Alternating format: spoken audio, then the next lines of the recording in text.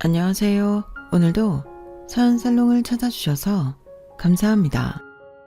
저는 파혼 후 이젠 씩씩하게 혼자 열심히 살고 있는 30대 여자입니다. 파혼한 지는 1년 조금 안 됐고요. 지금은 정신이 번쩍 들어 남자 보기를 돌같이 생각하고 제 일에만 집중하고 있어요. 뭐 따지고 보면 남자친구 때문에 파혼한 건 아니고 그 남자의 엄마 때문에 파혼했는데 저는 그때 제가 막장 드라마의 주인공이 된 줄 알았네요. 여기 사연을 듣다 보면 이상한 시어머니가 진짜 많던데 설마 하는 마음도 솔직히 있었거든요. 그런데 제가 겪어보니 정말 그런 말도 안 되는 사고방식을 가진 사람이 존재했고 저는 그게 진심 소름이었어요. 거기에 자기 엄마가 저러면 그 아들이라도 자기 엄마 단속을 해야 맞을 텐데 제 남자친구는 자기 엄마는 원래 그런 사람이라고 포기하는 인간이었어요. 그러니 저는 파혼할 수밖에 없었죠. 제 고생길이 선명하게 다 보이는데 그 길을 굳이 가고 싶지 않았거든요. 제 아무리 사랑에 눈이 멀었다고 한들 저는 자신이 없었어요. 아마 장담하건대 제가 그 집에 예정대로 시집을 갔다면 두고두고 그 사람들의 ATM 기기가 됐을 거거든요. 그리고 그때 알았죠. 사랑도 좋지만 결혼할 때는 여러모로 비슷한 사람을 찾아야 이런 황당한 일을 겪지 않을 수 있었는데요. 제가 이런 말을 하는 데는 나름의 이유가 있어요. 제가 헤어진 그 남자는 저랑 정말 다른 사람이었거든요.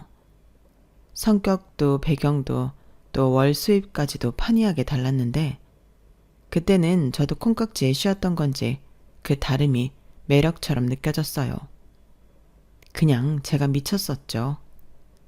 그때가 딱 일만 하고 사는 제 자신이 불쌍하고 남들처럼 나도 연애하고 싶다는 생각을 많이 할 때였는데 그것도 인연이라면 인연인 건지 그 타이밍에 그 남자가 나타났어요.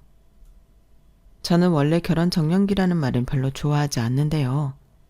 거짓말처럼 20대 후반부터 30대 초반까지 친구들이 하나 둘씩 결혼을 하면서 만나기가 힘들었어요. 그러니 쉬는 날 친구를 만나 놀고 싶어도 만날 친구가 없었는데 그때마다 친구들이 하는 소리는 다 비슷했죠. 어쩌지? 나는 우리 신랑이랑 드라이브 왔는데 미안. 우리는 다음에 보자. 어? 너 오늘 쉬어? 근데 어쩌냐? 나 지금 오빠랑 시댁에 가. 오늘 시어머니가 저녁 해주신다고 넘어오라고 했거든. 다음엔 미리 약속하고 보자. 이렇게 말하는데 남편 없고 시댁 없는 사람 서러워서 살겠나. 이런 말도 안 되는 생각도 했었는데 그래서 그 당시에는 소개팅도 엄청 했어요. 저도 그때는 제 짝을 하루빨리 찾고 싶었거든요.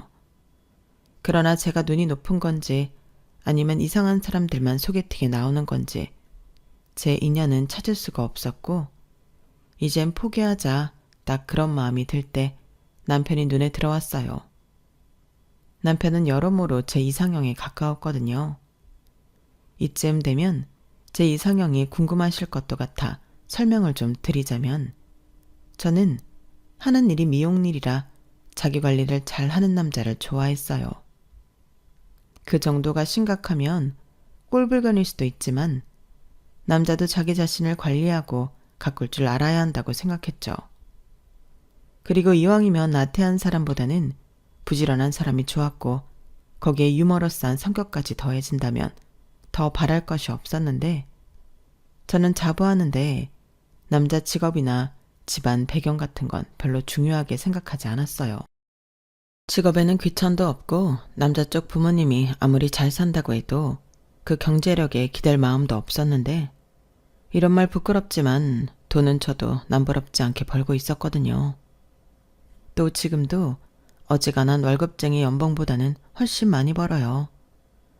제가 헤어 메이크업을 전문으로 하는 뷰티샵 대표거든요. 샵은 가로수길에 자리하고 있고 현재는 많은 디자이너 선생님과 스태프들이 함께 일을 하고 있는데요. 제 손님도 있긴 하지만 저는 거의 경영 및 마케팅 일에만 전념하고 있어요. 감사하게도 저희 가게 손님은 늘 풀이라 예약하고 기본 2달은 기다리셔야 하는데 중간에 캔슬이 나면 넣어드리기도 하지만 워낙 오시는 분들이 쭉 오시는 거라 그 덕을 많이 보고 있어요. 사실 저도 현장에서 일을 하는 걸 좋아해서 오랫동안 상당수 일을 저 혼자 다 했었거든요. 하지만 결국 그렇게 욕심을 내니 아무리 젊다고 해도 탈이 났었는데 그렇다 보니 현장 일을 줄이게 되었어요. 또한 성격도 좀 예민한 편이라 쉬라고 판을 깔아줘도 잘 못 쉬는데 제가 망했던 기억이 3번이나 있다 보니 그건 어쩔 수가 없더라고요. 뭐 그 덕에 지금까지 돈 걱정은 안 하고 사는 것 같은데 자랑을 하겠다는 게 아니라 장단점이 있다는 소리입니다. 일만 하니 솔직히 인생이 좀 재미가 없거든요. 그렇다고 좋아하는 현장 일을 하는 것도 아니고 어쩌다 보니 가게 운영 일만 하다 보니 문사와 사람 만나는 일이 주 업무가 되었는데 저도 제가 이렇게 살지는 몰랐어요. 이런 말 부끄럽지만 저는 어릴 때부터 공부랑은 거리가 아주 먼 아이였거든요. 그냥 학교에 가서 친구들 머리해주고 화장해주는 낙으로 학교 가기를 좋아했는데 친구들은 저를 좋아했지만 선생님들은 저를 보며 혀를 끌끌 차셨어요. 그리고 그중에 담임 선생님은 제 미래를 많이 걱정하셨는데 그래서 한 번은 저희 엄마를 부르셔서 이야기하신 적도 있었죠. 어머니, 제가 오늘 어머니를 좀 뵙고 싶었던 이유는 예상하시겠지만 여진이 때문이에요. 여진이 혼내셔야 해요. 지금 성적으로는 지방대도 못 가요. 학교가 다 대학 가자고 다니는 건데 우리 여진이는 그럴 마음도 없고 제가 너무 걱정이 돼요. 아, 네. 저희 애는 미용 쪽 일을 하고 싶어 하는 것 같은데. 알죠? 그거 모르는 선생님이 저희 학교에 한 명도 없어요. 그런데 어머니, 미용 관련 대학을 가려고 해도 여진이 성적으로는 힘들어요. 어느 정도는 성적이 나와야 저도 원서를 써주는데 애가 아주 공부랑은 담을 쌓았다니까요. 어머님, 이거 심각한 거예요. 어머니, 제 말 듣고 계시죠? 네, 근데 저는 문득 이런 생각이 좀 드네요. 공부를 잘하면 물론 좋겠죠. 근데 대학을 나와야만 꼭 성공하고 잘 사나요? 저는 저희 딸이 자기가 행복할 길을 알아서 찾을 거라고 생각합니다. 자기 인생인데 자기가 책임져야죠. 그게 또 사는 재미고요. 성적 조금 안 나오면 어떤가요? 건강하고 꿈 있으면 됐죠. 어머니가 그러니까 여진이가 건강하고 꿈만 있어요. 꿈도 성적이 따라가 줘야 이룰 수 있는 거잖아요. 저 여진이 진짜 걱정해서 드리는 말씀이에요. 어머님이 옆에서 조금만 공부에도 신경을 쓰게 말씀을 해주시면 우리 여진이가 미래에 조금 더 나은 행복을 찾을 수 있지 않을까요? 들어보니 오빠는 아주 공부를 잘했다고 하던데 카이스트 다닌다면서요? 너무 아들만 생각하시는 거 아니세요? 무슨 그런 말씀을. 저는 아들도 알아서 하라고 했어요. 걔는 걔가 하고 싶은 대로 한 거고 여진이는 또 여진이대로 하고 싶은 선택을 하겠죠. 선생님, 저희 딸 걱정해 주시는 건 너무 감사한데요. 저는 싫어하는 걸 강요하고 싶진 않아요. 솔직히 제 딸이라 하는 말이 아니고 공부하기 싫다는 애한테 잔소리한다고 하겠어요? 사이만 멀어지지. 저는 여진이도 저도 앞으로 살아야 할 인생이 긴데 애랑 사이좋게 지내고 싶습니다. 그래도 저희 딸 신경 써주셔서 너무 감사해요. 선생님을 뵈니 제가 마음이 너무 안심이 되네요. 저희 애가 좋은 선생님을 만난 것 같아서요. 이렇게 저희 담임선생님은 저도 대단하지만 니네 엄마는 더 대단하다고 혀를 내두르셨어요. 솔직히 제가 생각해도 저희 부모님은 다른 부모님들과는 조금 다르거든요.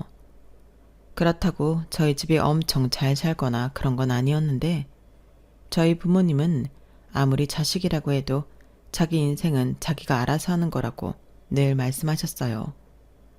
부모니까 필요할 때는 도와줄 수도 있지만 아무리 부모 자식 간이라고 해도 의존하고 살면 안 된다고 하셨죠. 그래서 저나 오빠는 알게 모르게 그런 부모님의 영향을 받은 것 같았는데 아무튼 그렇게 저희 엄마가 학교에 다녀가신 후로는 저는 좀 더 학교에서 자유로울 수 있었죠. 뭐 어떤 의미로는 선생님들이 포기하신 거겠지만요. 그리고 신기하게도 고3 때 저는 처음으로 학구열을 불태우고 시작했는데요. 참 희한하죠. 다른 친구들이 자기 진로 걱정을 할 때 저도 옆에서 어떻게 하면 미용일을 멋지게 할 수 있을까 고민했어요. 공부하지 않는 고3에겐 시간이 아주 많거든요. 그런데 그러다 무작정 해외에 나가서 미용 관련 공부를 하고 싶다는 생각이 들었고, 그때 찾아보다가 프랑스에서 메이크업 헤어 학교를 알게 되었는데요. 그냥 무작정 거기에 가고 싶다고 부모님에게 말했어요. 그러자 저희 부모님도 상당히 놀란 눈치였는데, 당연하죠. 갑자기 공부도 안 하고 대학도 안 가겠다는 딸이 프랑스 유학을 가겠다고 했으니 이건 뭔가 하는 그런 얼굴이었어요. 현실적으로 프랑스 학교라니 돈도 한두 푼이 아닐 것 같았고, 아마 모르긴 몰라도 저희 부모님 두 분 다 멘붕이셨을 텐데요. 그때 평생 도움 1도 안 되던 제 6살 위 오빠가 갑자기 어디서 났는지 1,000만 원이 든 통장을 제 앞에 턱 하고 던져줬어요. 저희 오빠 얘기를 잠깐 하자면, 저랑은 다르게 머리가 좋고 학교 다니면서 거의 전교 1등만 하던 괴물 같은 인간이었는데, 그래서인지 대전의 그 유명한 카이스트를 다니고 있었어요. 군대 다녀오고 복학하고 또 무슨 놈의 학교가 졸업을 해도 학교에서 연구를 하게 했는데, 그때 오빠 말로는 국내 기업들과 IT 기술 연구도 많이 했고 그에 따른 보수를 받았다고 하더군요. 그래서 저한테 던져준 돈도 그런 돈이라고 했는데 저도 놀라고 저희 부모님도 놀랐어요. 그런데 저희 오빠는 뭘 잘못 먹었는지 잔뜩 멋있는 척을 하더니, 돈 쓸 데도 없어서 빌려주는 거야. 제대로 갚기만 해라. 너 행여 그 돈 떼먹을 생각하면 내가 지구 끝까지 찾아가서 받아낸다. 라고 했는데, 그때 처음으로 오빠가 진짜 오빠 같았어요.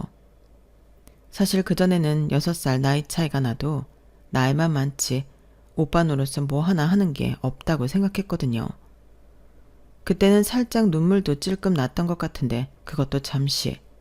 3년인가 지난 후부터 어찌나 자기 돈 갚으라고 닥달을 하던지 그 돈부터 갚아주고 감동도 없어졌네요. 그래도 그렇게 오빠가 준 돈으로 저는 20살에 나름의 유학을 떠났어요. 말이 1,000만 원이지 학비에 방세에 생활비에 1,000만 원 쓰는 건 우스웠는데, 그 뒤엔 저도 아르바이트도 하고 부모님이 보내주는 돈으로 생활하며 살았죠. 일단 말이 통하지 않으니 어려움도 많았는데, 사실 프랑스 오기 전에 속성으로 불어를 배우긴 했거든요. 하지만 제가 워낙에 공부를 안 했단 말이라 오늘 배웠는데 내일이 되면 까먹는 일이 부지기수였고, 출국 전날까지 걱정이 많았는데, 확실히 프랑스에 넘어가서는 생존이 걸린 일이기에 언어가 늘긴 했어요. 저는 평소 제가 머리가 나쁘다고 생각했는데 그게 아닌 것 같더라고요. 원하는 공부를 하러 왔고 그 배경에 가족이 도움이 컸다 보니 저는 무조건 잘해야만 한다고 생각했는데 그 효과는 확실히 있었죠. 저는 그동안의 제 모습이라고 하기엔 놀라울 정도로 악으로 깡으로 프랑스 생활을 했어요. 그때 익힌 악바리 근성이 지금의 저를 만들어줬다고 해도 과언이 아닐 정도인데, 그렇게 2년의 유학을 마치고 저는 한국에 돌아왔죠. 그런데 참 이상한 경험을 하게 되었는데, 한국에 돌아와서는 또 다른 문제가 저를 기다리고 있더군요. 제가 프랑스를 다녀오긴 했지만 그게 대학은 아닌지라 저는 고졸이었고, 또래의 나이에 프랑스까지 다녀온 저를 동료 스텝은 시기하고 질투했는데 그때 조금 많이 힘들었어요. 그래도 디자이너 선생님과 원장님은 저를 깨어있는 아이로 보고 잘 해주려고 했는데 그 덕을 보기도 했죠. 그러다 20대 중후반의 나이로 접어들면서 저는 제 가게를 차리고 싶다는 생각을 하게 되었고, 겁없이 덤볐던 3번의 창업은 폭망이었는데요. 갖고 있는 건 당연히 다 까먹었고 빚까지 생겨 저는 한동안 빚 갚느라 힘든 생활을 해야만 했어요. 다행히 부모님 집에서 살았기에 먹고 자는 문제는 지장이 없었는데 솔직히 가족들 얼굴 볼 면목이 없었죠. 그러다 이번에는 좀 더 큰 모험을 하고 싶었는데 3번이나 망한 이유가 자리 때문 같은 거예요. 자본도 없고 가게세가 저렴한 자리를 찾다 보니 눈에 띄지도 않았는데 그래서 이번에는 과감하게 강남으로 가겠다는 결심을 했어요. 그러자 저희 오빠는 저게 3번 망하더니 드디어 미쳤네 라며 저를 조롱했고 이번에는 저희 부모님이 노후 자금을 털어 지원해 주셨는데 맹세코 저는 그 돈만큼은 받지 않으려 했습니다. 또 망하면 그 돈은 어떡하나 그런 생각이 들었거든요. 그런데 저희 엄마가 그러셨어요. 실패도 큰 공부야. 어차피 말려도 할 거잖아. 그럼 이 돈으로 해. 엄마랑 아빠도 충분히 상의하고 너 주는 거야. 프랑스까지 다녀왔는데 여기서 망설이면 그동안 쓴 돈이랑 시간이 너무 아깝잖니? 근데 말이야, 한 가지는 약속해줬으면 좋겠다. 이번에는 진짜 죽기 살기로 하는 거야. 그런 각오는 있어야 엄마 아빠도 믿고 이 돈을 너한테 줄 수 있지. 공치사 하는 건 좀 그렇지만 우리도 큰 결심 한 거다. 이렇게 말씀해 주셨는데 저는 성공해서 그 돈 이상으로 갚겠다고 약속했어요. 그때 뭔가 확실히 마음가짐이 달라졌죠. 그리고 감사하게도 운도 잘 따라줬는데 마침 좋은 자리에 원래도 미용실이었던 가게가 나왔더라고요. 듣자 하니 원장님이 어디 해외로 가신다고 하던데 그래서 빨리 가게를 털어야 한다고 하셨어요. 그래서 제 여건도 많이 맞춰주셨는데 젊은 사람이 배포 있어 보여 좋다며 꼭 성공하라고 덕담도 해주셨죠. 그리고 저는 그 샵에서 거의 살다시피 했어요.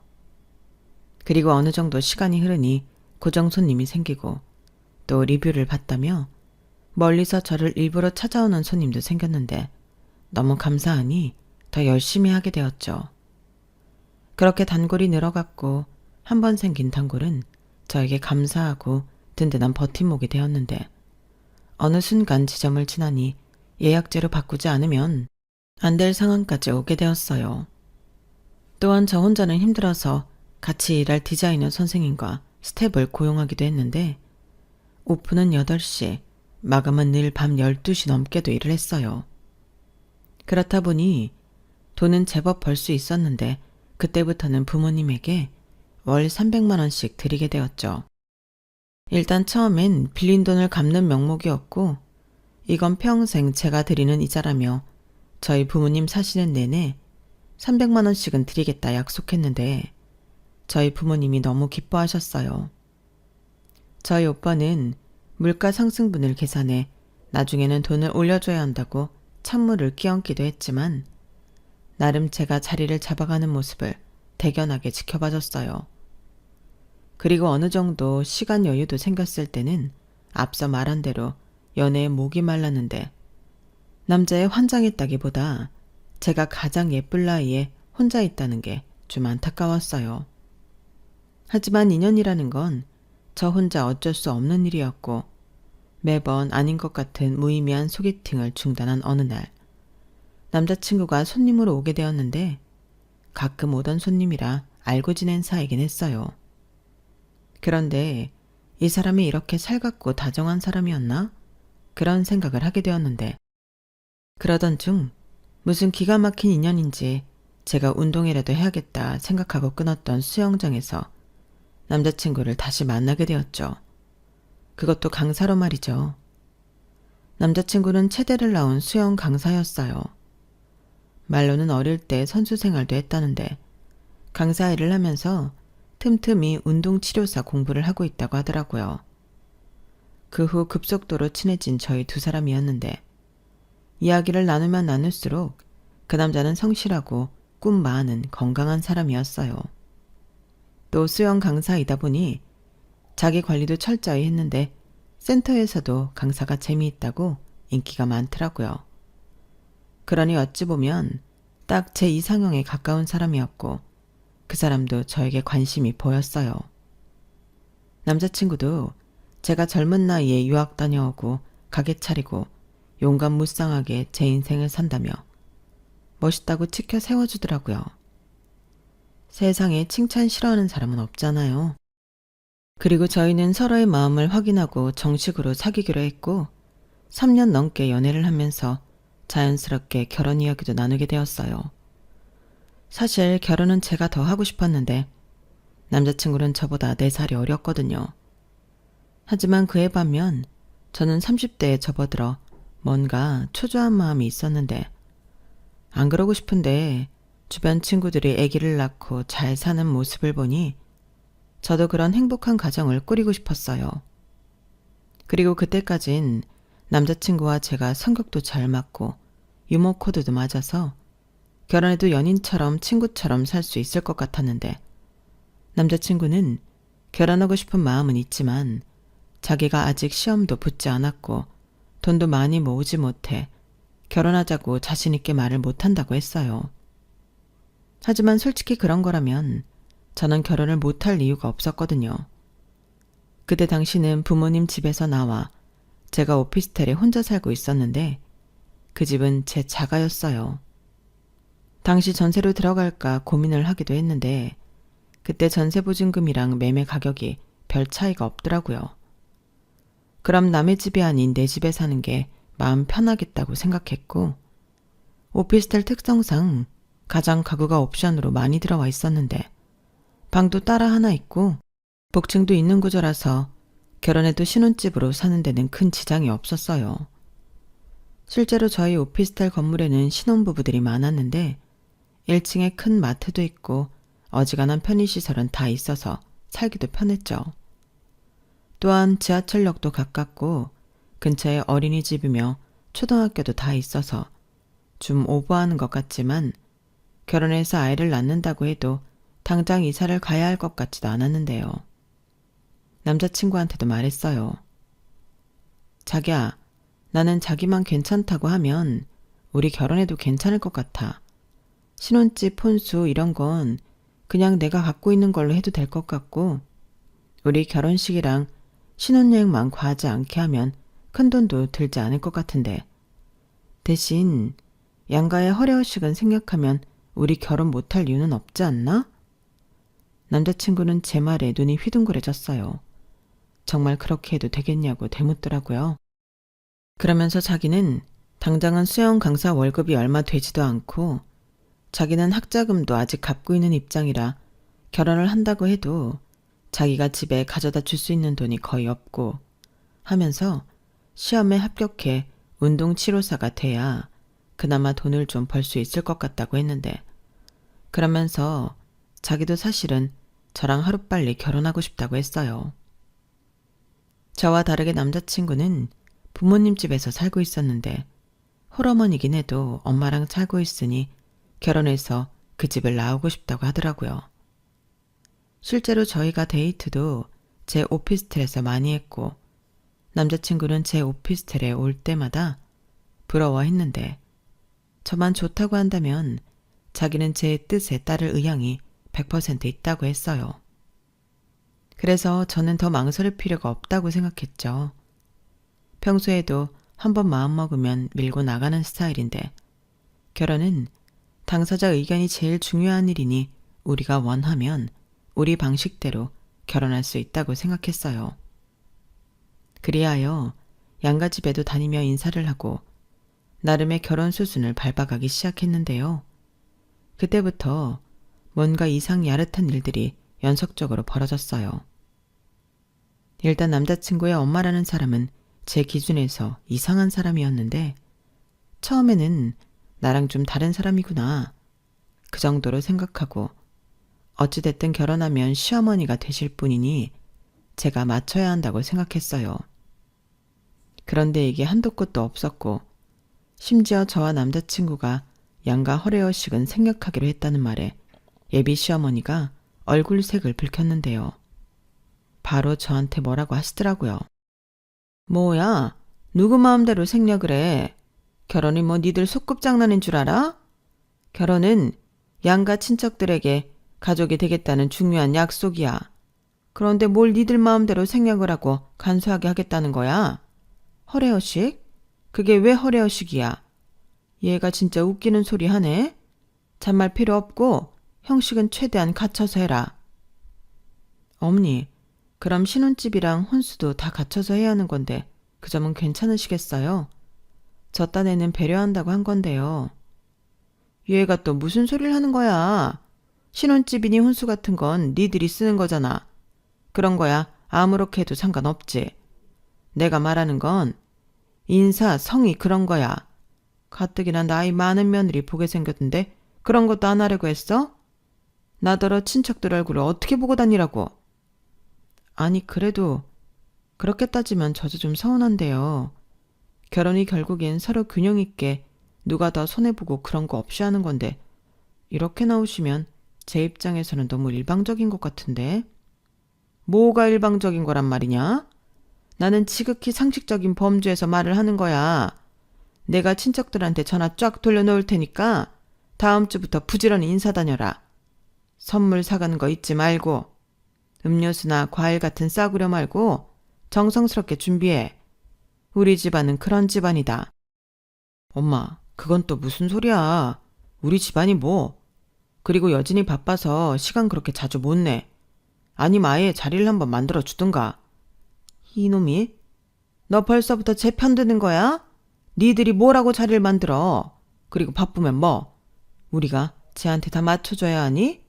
그건 여진이 네 사정이지 우리 사정이 아니잖아. 안 그러니? 저는 순간 너무 벙졌어요. 막무가내인 것도 사실 놀라운데 저렇게 타인에 대한 배려심이 없다니. 저 집 며느리로 사는 게 쉽지 않을 것 같다는 생각이 그날 처음 들었는데 집에 돌아와서도 생각이 많아졌죠. 그래서 화풀이하고 싶은 마음은 없었지만 남자친구가 전화를 걸어도 받지 않고 생각할 시간을 좀 달라고 했는데요. 그때 남자친구는 제가 결혼 안 하겠다고 할까봐 두려웠나 봅니다. 아주 저희 집과 가게에 와서는 제 눈치를 보는데 제 마음이 영 불편하더라고요. 그리고 어차피 남자친구니까 저도 편하게 자기 어머니 원래 그러시냐? 나는 좀 당황스러웠다 하고 말을 했는데 남자친구는 한숨을 깊게 내쉬었어요. 우리 엄마 좀 그래. 그래서 내가 빨리 엄마 집에서 나가고 싶은 것도 있지. 근데 우리 막상 결혼하면 우리한테 신경도 안 쓸 거야. 우리 엄마가 원래 남의 돈 엄청 의식하고 모양새 같은 거 중요하게 생각하는 사람인데 우리가 간략하게 결혼하면 자기 체면이 빠진다고 생각하는 것 같더라고. 사실 내가 한참 꿀리는 결혼이니까 자기한테 잘 좀 하라고 미리부터 말을 하긴 했는데 아무래도 그게 역효과가 난 것 같아. 왜 엄마들은 원래 자기 자식이 더 대단하고 중요하다고 생각하잖아. 그래도 그렇지. 그렇게 물어보는 것도 아니고 일방적으로 명령하듯 얘기하는 게 어딨어? 미안해. 내가 대신 사과할게. 그리고 그냥 어른들 인사 정도는 엄마가 하라는 대로 하자. 그게 나중에 뒤탈이 없지. 특히 외가 친척들은 엄마랑 비슷한 사람들이 많아서 딴말할 수도 있거든. 애초에 그런 빌미를 만들어주지 말자. 선물은 그냥 봐서 적당한 걸로 내가 준비할게. 몰라, 뭐 못할 일은 아닌데 양가 친척들 일일이 찾아다니며 인사하는 건 아예 생각을 못한 일이라. 우리 친척들 멀리 사는 사람들 없어. 그리고 고모들은 셋이 한 동네에 모여 사니까 거기 갈 때는 어디 식당 같은 데 잡으면 되고. 그리고 아마 외가 친척집은 엄마가 같이 가자고 할 것 같긴 한데 친가 친척집은 같이 가자고 하지도 않으실 거야. 저는 사실 내키지 않았지만 가운데서 이 눈치 저 눈치 보느라 진땀을 빼고 있는 남자친구를 보고 한 번은 마음을 눌렀어요. 그리고 감정적으로 생각하지 않고 그냥 상황만 놓고 생각했을 때 양가 친척들한테 인사하는 정도는 괜찮겠다 싶기도 했는데요. 저희 아빠도 그건 안 싸둔 의견에 따르는 게 좋겠다고 하시더라고요. 그래서 좋은 게 좋은 거라고 인사 정도는 시간을 내서 하루에 2탕씩 뛰더라도 해보자고 생각하고 넘겼는데 여기서도 문제는 있더군요. 아니, 제가 착각했더라고요. 저는 친척들 집에 찾아가 인사하라는 소리가 양가 전체를 두고 말을 한 건 줄 알았는데 그게 아니었어요. 그걸 알았을 때는 남자친구의 막내 이모, 그러니까 예비 시어머니의 막내 동생과 점심 겸 인사를 하고 있을 때였는데 외삼촌한테 연락이 왔거든요. 저희 엄마가 애들 인사 가게 언제 시간을 내라고 언지를 들었다며 한 달짜리 출장이 잡혀 있어 보려면 최대한 빨리 보자고 하셨는데 심지어 오늘 저녁도 괜찮다고 하셨어요. 평소 저는 외삼촌이랑 잘 지내고 있었기에 외삼촌의 말이 반가웠는데 마침 점심 식사는 이모님이랑 했으니 저녁은 저희 외삼촌이랑 해도 될 것 같았어요. 그래서 작게 남자친구에게 얘기를 했고 남자친구가 좋다고 했는데 그걸 들으신 예비 시어머니가 인상을 팍 쓰며 차가운 목소리로 저한테 이렇게 말씀하셨어요. 뭐야? 지금 니들 하는 말 그게 뭐니? 지금 어딜 간다고? 아, 저희 외삼촌이 한 달짜리 출장을 가신다고 인사 올 거면 최대한 빨리 보자고 해서요. 그래서 마침 오늘도 된다고 하니까 이따가 저녁에 가려고요. 나 참 기가 막혀서 니네 외삼촌한테 인사를 간다고? 아니, 내가 우리 쪽 친척들 인사 돌라고 했더니 그걸 니네 쪽도 하겠다는 거야? 네? 그게 무슨... 그럼 인사를 강우 씨네 친척들께만 돌라는 말씀이셨어요? 당연하지. 너 우리 집에 시집 오는 거 아니니?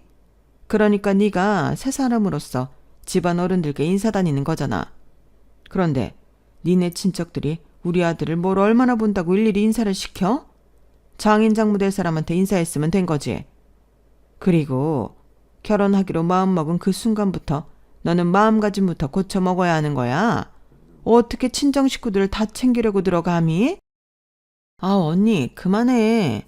요즘 애들은 그렇게 하면 안 돼. 얘 표정 보니 많이 놀랐네. 표정 풀어. 우리 언니가 좀 고지식해서 그래. 언니, 그러다 강우 장가 못 보낸다. 요즘 세상에 하려면 양가 똑같이 하는 거야. 우리 쪽 인사 돌았으면 저쪽도 인사 돌아야지. 언니도 참. 그런 게 어딨어. 결혼하면 출가 외인인데. 아이고, 그래서 언니는 출가 외인인데 지금 날 만나고 있네? 친정동생을? 야, 나는 지금 남편이 없잖아. 그리고 여기서 네가 그렇게 말하면 내 체면이 뭐가 되니? 뭘 모르는 소리 하네. 내가 지금 언니 구해준 거야. 제 표정 봐. 저는 솔직히 그 순간에 표정 관리가 안 된 게 사실이었어요. 이건 진짜 어이없는 일이잖아요. 게다가 결혼하고 친정 식구들 다 챙기려고 하냐면서 감히라고 표현한 것도 크게 걸렸는데 아무리 봐도 예비 시어머니는 당신이 뭘 잘못하신지 모르는 것 같더라고요. 그리고 그뿐만이 아니라 제가 외부에서 일을 하고 있을 때도 연락도 없이 저희 샵에 오셔서 자기 머리를 해달라고 난동을 피우신 적이 있었는데 그때도 저희 스태프한테 여기 사장이 내 며느리 되래야. 그럼 내가 사장 가족인데 이렇게 함부로 해도 되는 건가? 아가씨 이름이 뭐야? 아가씨 내일 당장 잘리고 싶어? 나더러 예약을 하고 오라고? 이게 말이야 방구야. 이렇게 말씀하셨다고 해서 충격에 빠졌어요. 제가 CCTV까지 다 챙겨봤는데 직원들 보기 쪽팔리더라고요. 그래서 남자친구한테 그 영상을 보내주고 나는 도저히 이 결혼을 못하겠다 통보했는데 그때 남자친구가 자기 엄마한테 아들이랑 영 끊고 싶냐고 강하게 따졌다고 했어요. 하지만 저는 다시는 안 그러신다는 직접적인 약속이 없으면 믿을 수 없다고 했고 이제부터 일방적인 갑질하시면 그 순간부터 결혼은 꿈도 꾸지 말라고 했어요.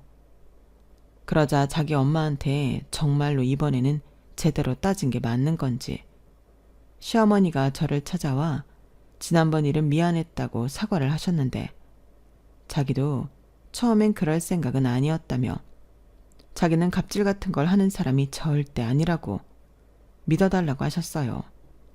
우리 좋게 좋게 넘어가자. 나도 우리 아들한테 많이 혼났어. 넌 뭘 또 그런 영상까지 우리 아들한테 보내고 그러니? 사람 창피하게. 창피한 줄은 아세요? 저도 덩달아 직원들 보기 너무 창피해요. 아니, 네가 사장인데 직원 눈치를 왜 봐? 나는 그게 더 이상하다 얘. 요즘 그런 생각으로 직원 쓰면 큰일 나는 세상이거든요. 그리고 그 친구들이 제 하수인이에요? 제 식구들이죠? 아이고, 알았어. 1절만 해. 내가 알겠다고 미안하다고 여기까지 와서 사과하잖아. 우리 아들이 너랑 결혼 못하면 엄마랑도 연 끊고 산다고 난리도 아니었다. 아니, 우리 아들을 어떻게 구워 삶았길래 그래? 너는 고졸이고 나이도 많잖아. 따지고 보면 지도 손해보면서 하는 결혼인데. 어머니, 정말 그렇게 생각하세요? 그럼 저는 뭐 대단히 득을 보고 하는 결혼이라고 말씀하시는 거예요? 저 이런 말까진 하고 싶지 않지만 강우 씨 지금 벌이가. 아, 알겠다. 너는 무슨 그런 얘기까지 하고 그러니? 그리고 걔가 수영 강사 그것만 할 애가 아니야. 운동치료사 그거 되면 의사나 다름없지. 너도 우리 아들 미래 보고 괜찮다고 생각하지 않았어? 그렇게 생각하면 강우 씨가 제 돈 보고 결혼한다고 해도 틀린 말이 아니죠. 뭐야? 더는 말을 해도. 알았다. 내가 너를 어떻게 이기니? 아주 벌써부터 며느리 무서워서 무슨 말을 못하겠네 그래. 네가 하라는 말이 다 옳다. 됐니? 결국엔 네가 하고 싶은 대로 다 하고 있잖아. 뛰는 시어머니 위에 나는 며느리 있다고 하더니 그게 너다. 저는 예비 시어머니가 사과를 하러 찾아왔음에도 솔직히 내키지 않았어요.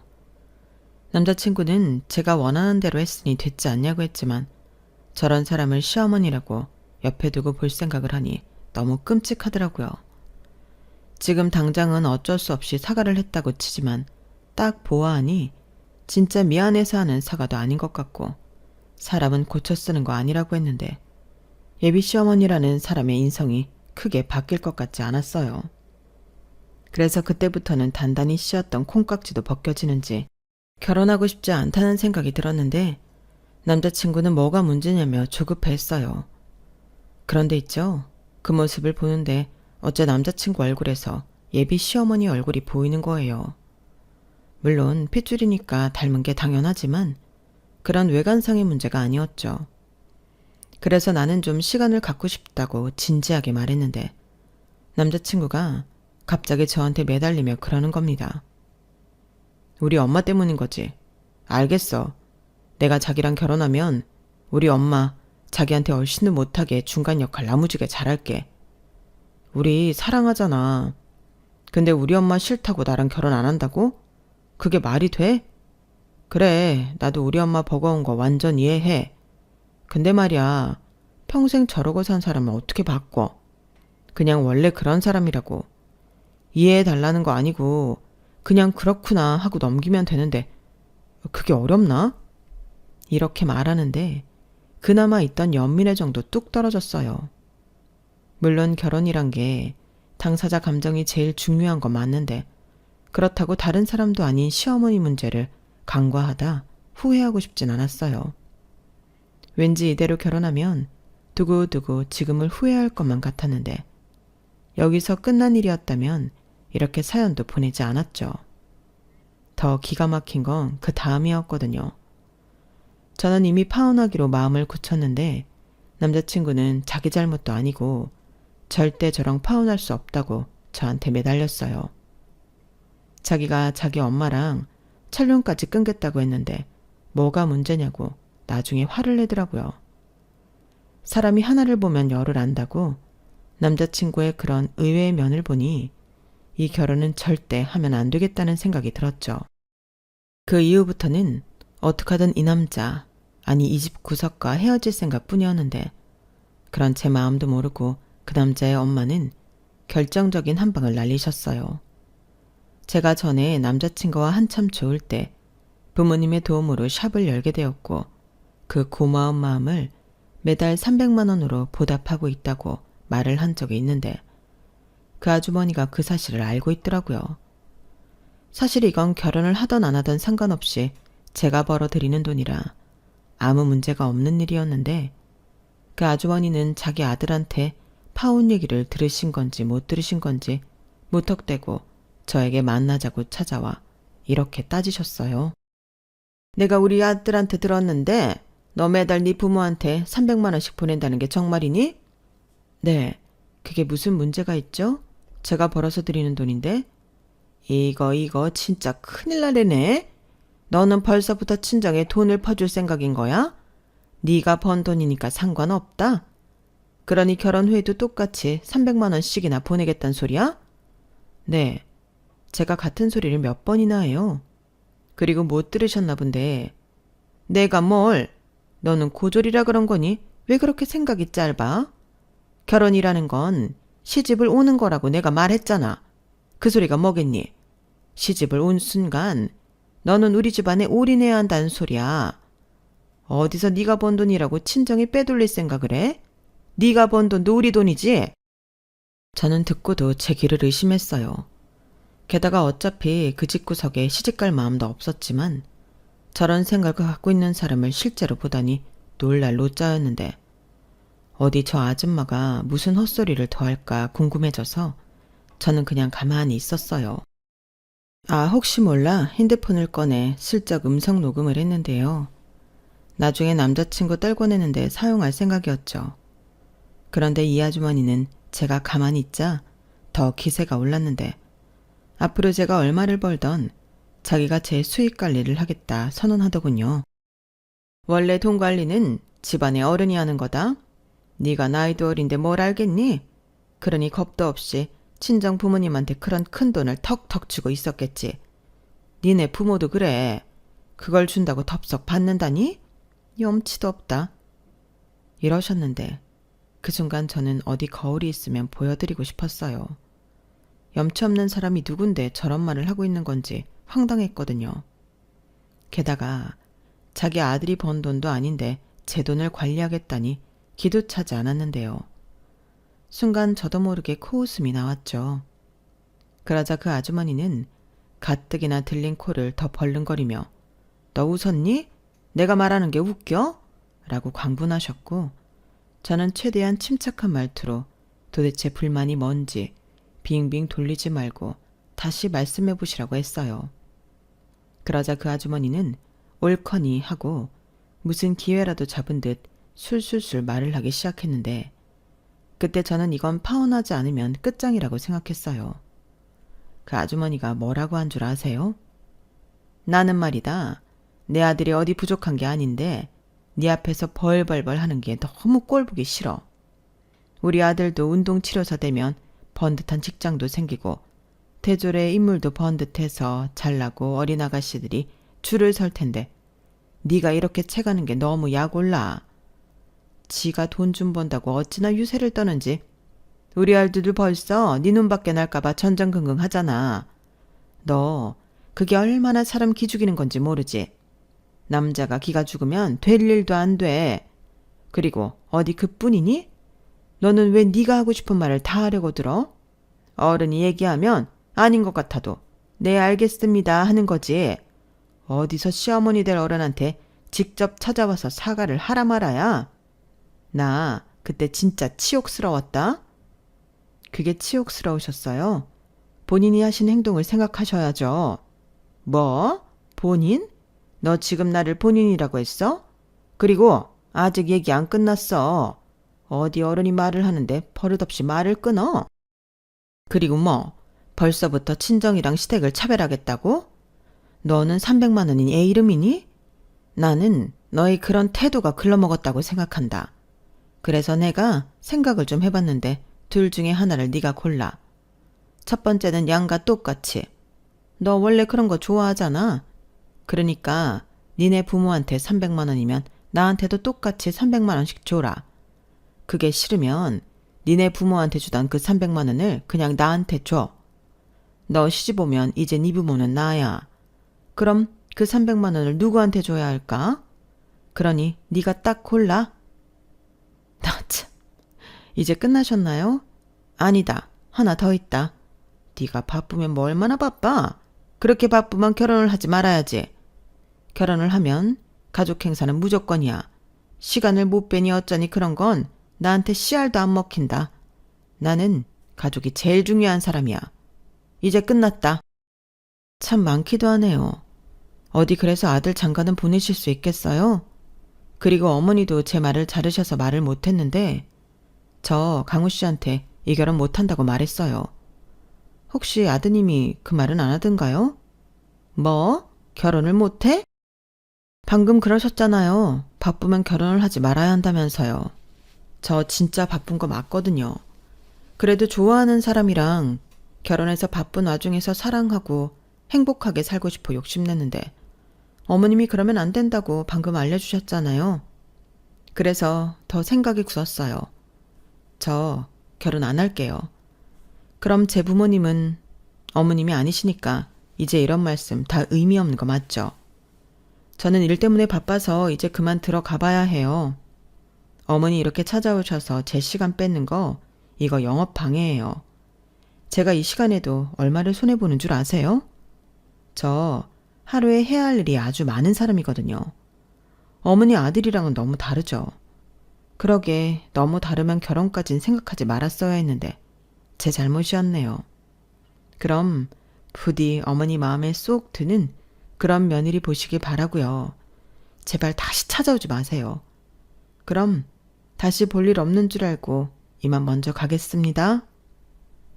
저는 녹음한 파일을 남자친구한테 보냈어요.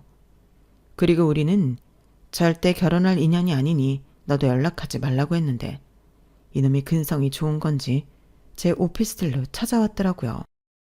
그래서 저는 그놈을 스토커로 신고를 했고 경찰에 출동했는데 그놈은 저와 헤어질 수 없어 설득하려고 했을 뿐 그 어떤 위해도 가하지 않았다고 억울해하더군요. 하지만 상대가 원하지 않는데 이렇게 접근하는 것도 범죄라며 경찰은 그놈을 데리고 갔는데 그 다음날 부지런도 하시지. 그 아줌마가 또 찾아오셨어요. 진짜 너무 싫어서 직원에게 영업방해로 신고하라고 했는데 그 아주머니가 느닷없이 그러시더군요. 갑자기 자기가 저를 용서하겠대요. 자기 아들을 봐서 저의 오만한 성격을 봐줄 테니 그냥 예정대로 결혼을 하라고 하는데 너무 어이가 없었어요. 제가 용서받을 일이 뭐가 있나요? 그래서 제 손으로 직접 영업방해로 신고를 했는데 저더러 독한 년이라고 욕을 하시고는 도망가셨어요. 도망도 어찌나 빠르시던지 저희 직원이 금방 나갔는데 보이지 않는다고 하더라고요. 그리고 그 이후로는 다행히 두 모자가 잠잠했는데 정말 제가 겪은 일 중에서 가장 피곤한 일이었어요. 확실히 경찰에 신고하고 공권력을 이용하니 떨궈져 나가더라고요. 그 후에 밀려오는 공허함이란 솔직히 너무 힘들었는데 그렇잖아요. 사랑해서 내가 손해보는 걸 알면서도 하려고 했던 결혼이었는데 이렇게 끝나다니 너무 허무했어요. 어쩌면 결혼 자체를 너무 쉽게 생각한 제 문제일 수도 있는데 제가 정말 오만했는지도 모르겠습니다. 남자친구보다 제가 나이는 좀 많았어도 여러모로 조건이 낮기 때문에 남자친구도 그렇고 남자친구 집에서도 저를 좋아할 거라고 생각했거든요. 그런데 오히려 저를 보고 옳았구나, 잘 걸렸다 하며 자기 이익을 챙기려 하다니 그 점이 너무 놀라웠고 특히 마지막에 저희 부모님 드리는 돈 가지고 왈가왈부하는 모습에서 진짜 많이 당황했어요. 정말 저런 생각을 가진 사람이 있다는 게 신기했죠. 그리고 아마 모르긴 몰라도 그 아줌마는 어떤 며느리를 보던 그 등에 빨대를 꽂고도 남을 사람이었는데 부디 그놈 좋다고 결혼까지 생각하는 그런 여자가 두 번 다시 없길 바랄 뿐이에요. 이렇게 말하면 그런 생각을 가졌던 제 자신이 너무 부끄러운데 제가 뭐 이럴 줄 알았나요? 그리고 그런 엄마한테서 자란 그 남자를 보니 그 남자도 결국엔 제 덕을 보고 싶었던 것이 아니었나 새삼 느꼈고 그런 생각이 들면서 저는 두고두고 파혼을 하길 잘했다 생각하게 되었어요. 솔직히 저희 부모님은 상견례 전에 이런 일이 있었기 때문에 이 난리를 다 보진 않으셨는데 너무 다행이죠. 그 꼴까지 보게 했다면 제가 저희 가족 보기 얼마나 민망했겠어요. 그래서 아무것도 모르는 저희 엄마는 물 건너간 딸의 결혼에 아쉬워하며 그 친구 인상은 나쁘지 않았는데 정말 별로였어? 이렇게 물어보시곤 하셨는데 저는 그냥 인연이 아닌 것 같다고 말했네요. 처음에는 미주알, 고주알 다 이야기할까 그런 생각도 했었는데 그럼 저희 엄마 속만 상할 것이 뻔하잖아요. 그리고 어쩌다 그런 놈을 만나 그런 옆에 내랑 엮였냐고 잔소리를 할 수도 있는데 때론 모르는 게 약이라고 생각하며 그 일엔 평생 묻을 생각입니다. 그래서 그냥 결혼하려고 보니 여러모로 의견 차이가 있고 또 그게 좁혀지지 않아 헤어졌다고 말했어요. 그리고 현재는 정신 바짝 차리고 다시 제 일에만 집중하며 지내고 있는데요. 그때 못해서 미뤄뒀던 일을 지금까지 하고 있죠. 다행히 일이 많아 우울할 틈은 없이 지내는데 그래도 잠들기 전 가끔은 저도 모르게 생각에 잠기더라고요. 뭐가 문제였나? 나는 어쩌다 그런 놈을 좋아했나? 참 의미도 없는 생각을 한동안 많이 했었는데 지금은 더 좋은 인연을 만나려고 시행착오를 겪었다고 생각하기로 했어요. 또 이젠 가지 않지만 수영에서 만났던 사람들에게 들은 바로는 그 남자도 결국엔 강사 일을 그만두게 되었는데 저랑 헤어지고 다른 회원이랑 불미스러운 스캔들이 있었다 하더군요. 뭐 상황은 모르겠지만 그 아줌마까지 센터에 가서 난리를 치고 오는 통에 그 남자는 다른 센터도 못 갈 판이라고 했는데 참 가지가지 한다는 생각이 들더군요. 지금 생각해보면 말이 운동치료사 준비를 하는 거지 열심히 하는 것 같지도 않고 그 인생도 그냥 말뿐인 거품이었던 것 같아요. 그러니 제가 결혼까지 생각했지만 파혼해버린 건 천만 다행인 일인데 이래서 조상님이 도왔다는 소리를 하나 보더라고요. 그 후 저는 다시 찾은 소중한 제 일상을 감사히 여기며 이젠 긍정적인 생각을 많이 하고 지내고 있는데 한편으로는 설마 내 인생에 남자가 그놈밖에 없겠어? 하며 미래에 다가올 진짜 인연에 대해 상상하곤 해요. 저도 언젠가는 결혼해서 잘 사는 친구들처럼 제 진짜 짝을 만날 수 있을 거라 믿어 의심치 않거든요. 다만 그 전까지는 저도 사람 보는 눈도 좀 키우고 제 일에 더 집중하려 하는데요. 결혼해서 잘 사는 친구들이 그러더라고요. 그런 진짜 인연은 굳이 만나려고 애를 쓰지 않아도 자연스럽게 만난다고요. 그게 뭐 운명이라나요? 그래서 저도 마음 편히 제 짝을 기다려볼까 합니다. 대신 그냥 기다리기만 하면 너무 힘드니까 지금 하는 일을 더 열심히 할 생각인데요. 제가 아직은 더 많이 성공하고 싶거든요.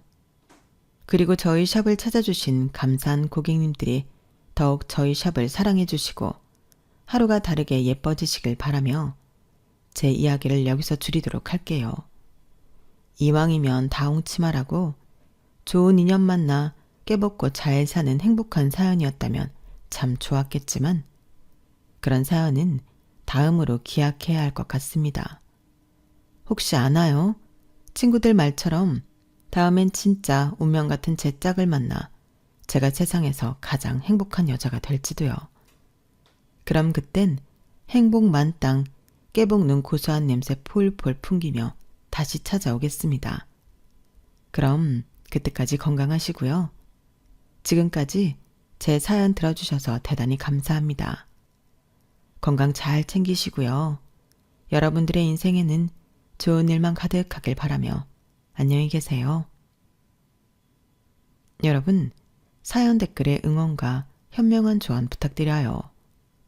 좋아요와 구독은 저에게 큰 힘이 됩니다. 오늘도 좋은 일 가득하세요.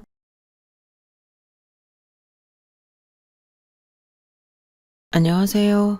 오늘도 사연 살롱을 찾아주셔서 감사합니다.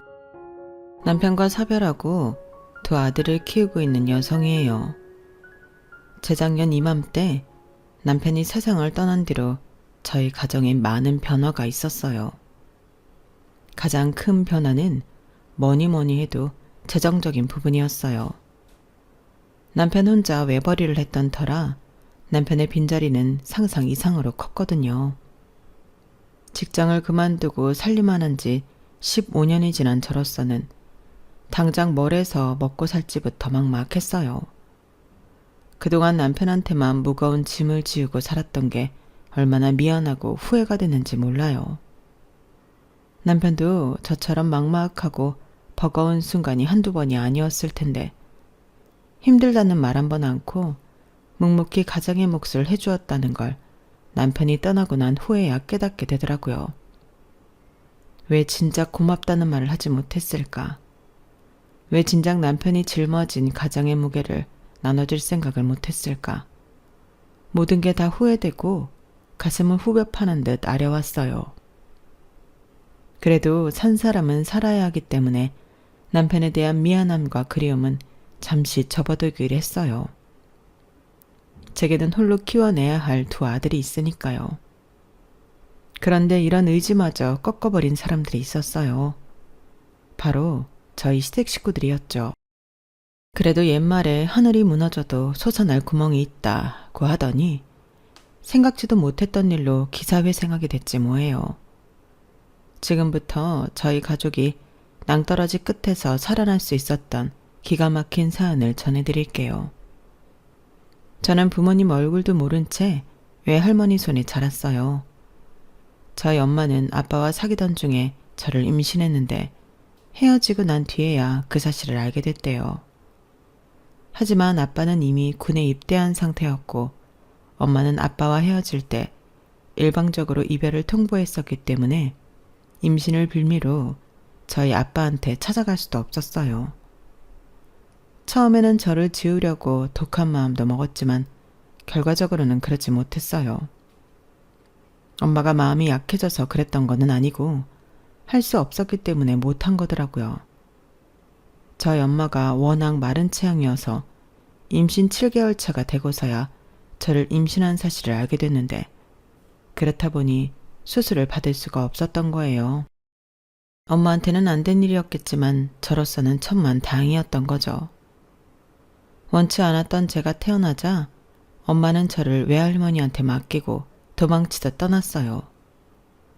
고등학교를 졸업하고 집을 나와 서울에서 살던 딸이 갓난아이를 안고 찾아오자 외할머니는 가슴을 치며 그렇게 우셨대요.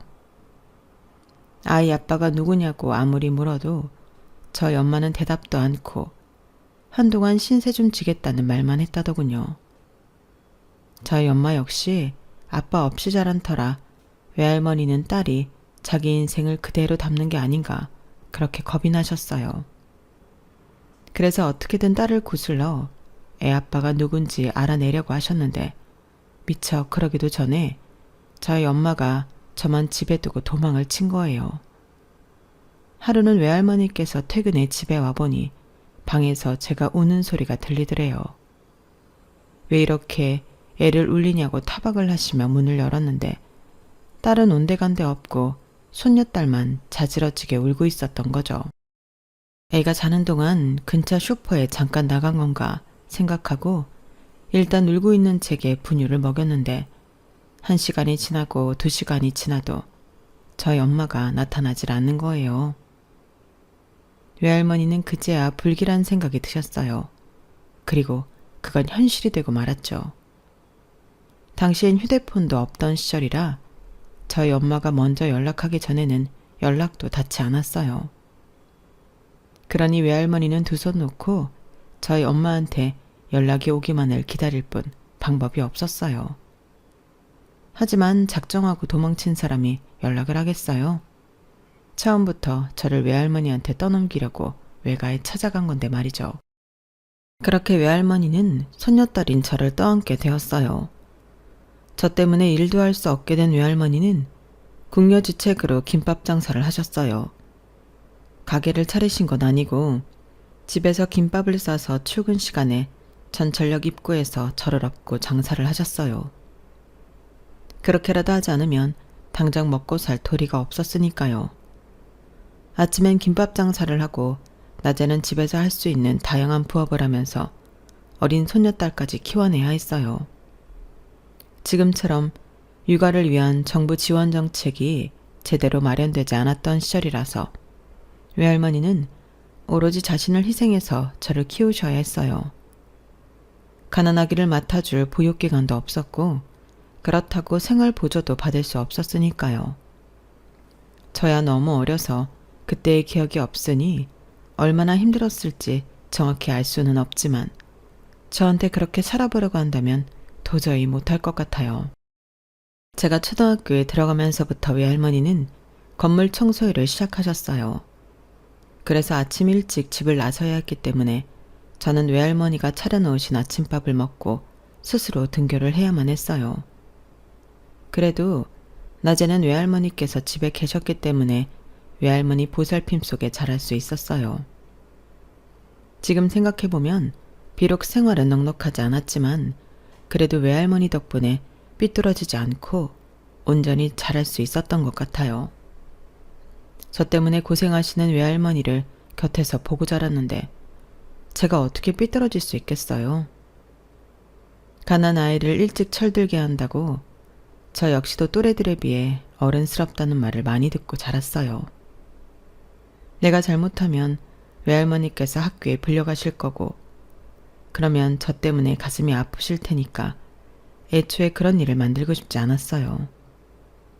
그래서 공부를 열심히 하고 문제가 될 일은 일부러 피하고 살았어요. 그런데 뜻밖의 일로 외할머니께서 학교에 불려가신 거예요. 다름 아닌 제 고등학교 진학 문제 때문이었어요. 사연이 정도면 인문계 진학해서 명문대 진학도 가능한 아이인데 자꾸 실업계를 고집했어요. 외할머니와는 상의된 일인지 궁금해서 이렇게 오시라고 했습니다. 담임선생님 말에 외할머니는 깜짝 놀라셨어요. 그도 그럴 게 지금까지 제가 외할머니께는 실업계 고등학교에 가겠다는 말을 한 적이 없었거든요. 아니요. 저는 그런 얘기를 들은 적이 없어요. 어린 게 할미가 고생할까봐 지 딴엔 생각해서 한 소린가 본데 전 우리 서연이를 대학 공부까지 시킬 생각입니다. 비록 저희 집 형편이 좋지는 않지만 애가 공부를 잘하는데 왜 대학을 마다하겠어요. 그러니까 실업계 고등학교 진학은 없던 걸로 해주세요. 제가 서연이랑 얘기를 잘 해볼게요. 외할머니 말에 담임선생님도 무척 반기셨어요. 안 그래도 담임선생님은 제게 인문계 진학을 강력히 권하셨거든요. 그날 집에 돌아오신 외할머니는 제게 그러셨어요. 돈 때문이라면 걱정할 거 없어. 내가 무슨 수를 쓰더라도 네 대학 등록금은 내줄 테니까. 공부를 못해서 대학에 못 가는 것도 아니고 돈 때문에 못 간다는 게 말이 되니? 그러니까 넌 딴 생각하지 말고 공부나 열심히 해. 할머니께서는 당신만 믿으라고 신신당부하셨지만 그런다고 마음이 편하지는 않았어요. 지금도 외할머니는 저를 키우기 위해 밤낮으로 일을 하시는데 그럼에도 불구하고 형편은 늘 빠듯했거든요. 그런데 이런 마당에 대학 등록금까지 감당하는 건 불가능한 일이었어요.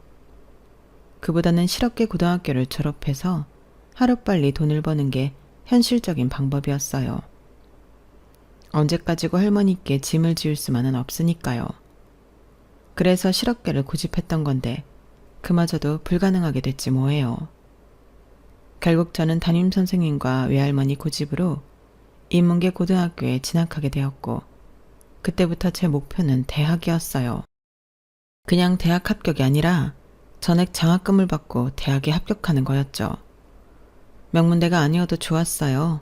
할머니한테 부담을 드리지 않고 대학만 다닐 수 있다면 그걸로 만족이었으니까요. 그렇게 열심히 내 나름의 목표를 위해 열심히 준비했는데 제가 고등학교 3학년에 올라가던 해에 생각지도 못한 일이 벌어진 거예요.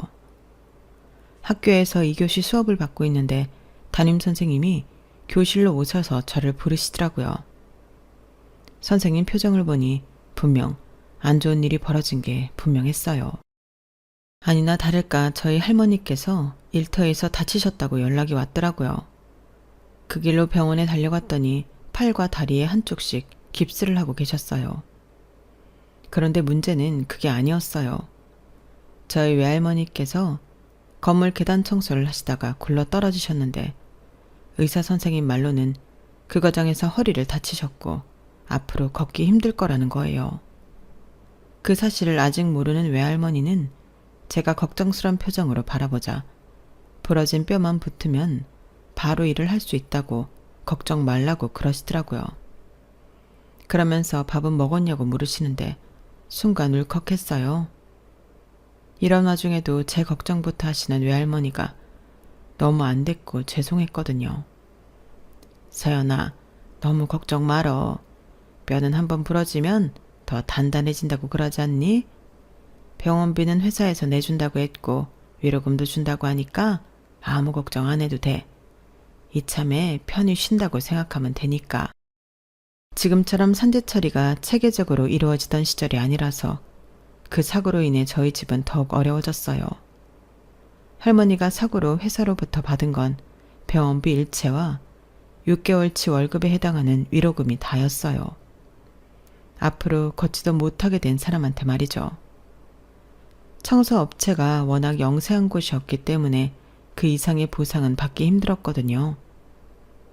병원에서 퇴원하신 지 몇 달이 지났고 회사에서 받은 돈은 하루가 다르게 줄어들어서 외할머니는 집에서 할 수 있는 일거리를 찾을 수밖에 없었어요. 하지만 당시만 해도 집에서 할 수 있는 일이라곤 인형 눈이나 봉투 붙이는 거나 마늘 까는 것처럼 푼돈벌이밖에는 없었어요. 하루 종일 쭈그리고 앉아서 일해봐야 버는 돈으로는 생활비도 감당이 어려웠어요. 이런 상태라면 제가 대학에 합격한다고 해도 온전히 학교를 다닐 수 없을 게 뻔했어요. 게다가 몸도 온전치 않으신 할머니가 언제까지고 일을 하게 할 수도 없었어요. 그래서 결심했어요. 대학은 포기하기로요. 담임 선생님께 집안 사정을 말씀드려서 야간 자율학습은 그만두고 아르바이트를 했어요. 평일엔 동네 햄버거집에서 일을 했고 주말엔 즉석 떡볶이집에서 아침부터 일을 했어요. 그렇게 해서 외할머니가 하루 종일 집에서 하는 일보다 훨씬 더 많이 벌 수 있었어요. 하지만 결국 외할머니께서 제가 대학 진학을 그만뒀다는 사실을 알게 되었고 그 일로 한바탕 난리가 났어요. 할머니, 나 대학 진학 포기한 거 아니야. 대학은 꼭 갈 거라고. 내가 알아봤는데 학교에 다니면서 야간 대학에 다닐 수 있대. 거기 졸업하면 대졸로 취직도 할 수 있고 대학원 진학도 할 수 있어. 지금 상태라면 대학에 입학해도 제대로 다닐 수도 없잖아. 매 학기 등록금 때문에 쩔쩔 매다가 결국엔 졸업도 못하고 그만두게 될 거라고. 그럴 바에야 취직해서 돈도 벌고 야간 대학을 다니는 게 훨씬 낫다고 생각해. 그러니까 날 좀 믿어줘, 할머니. 처음엔 안 된다고 반대를 하시던 외할머니도 더는 할머니 힘으로 생활이 나아지지 않을 거라는 걸 아셨는지 결국엔 받아들이셨어요. 그렇게 저는 고등학교를 졸업하고 취직을 할 수 있었어요.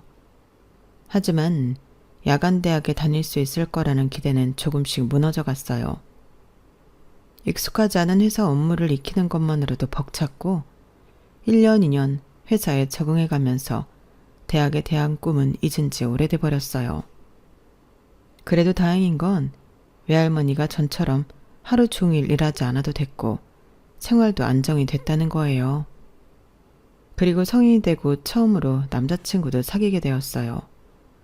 반년도 안 돼서 헤어졌지만요.